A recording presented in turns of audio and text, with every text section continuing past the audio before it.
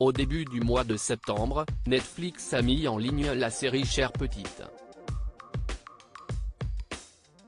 Une fiction policière qui raconte l'histoire de 3 enfants qui grandissent dans une cabane au fond des bois, enfermés par un kidnappeur.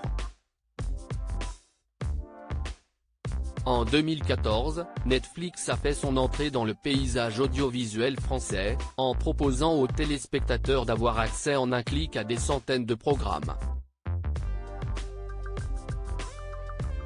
En très peu de temps, la plateforme ON Rouge a réussi à s'imposer comme le lieu où les amateurs de séries se retrouvent devant des programmes hauts en couleur.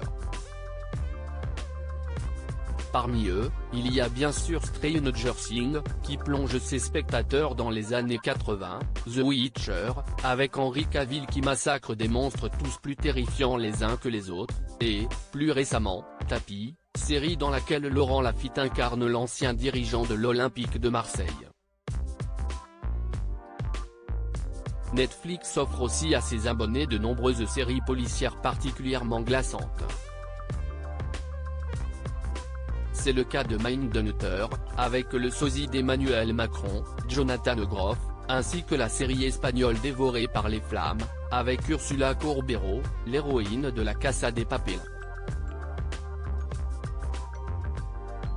Ce mois-ci, c'est une série venue d'Allemagne qui crée la surprise sur la plateforme de streaming.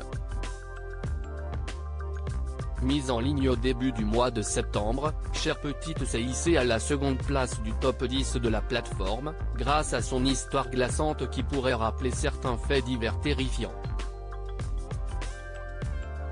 J'ai été bouleversé. Chère Petite raconte l'histoire de Lena, qui vit dans une cabane extrêmement sécurisée, et isolée, aux côtés de 2 autres enfants, Anna et Jonathan. Les 3 obéissent aux règles imposées par un gardien très strict. Après plusieurs années enfermée dans ce lieu, Lena parvient à s'échapper.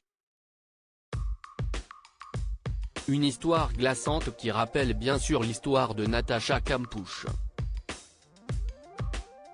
Une histoire qui avait fortement touché l'auteur du livre dont s'inspire la série, Romy Haussmann, comme elle l'a confié lors d'un entretien promotionnel pour Netflix. J'ai vu l'interview télévisée de Natacha Kampusch avec Günther Joe en 2006.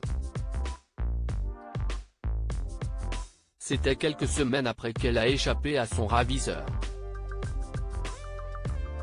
Je n'ai jamais oublié cette interview tellement j'ai été bouleversé par la façon dont cette jeune femme était assise là après tant d'années passées au sous-sol.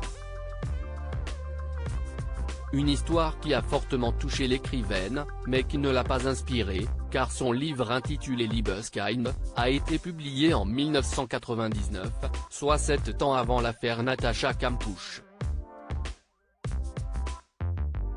Une coïncidence qui ne fait que rappeler que la frontière entre fiction et réalité est parfois très fine.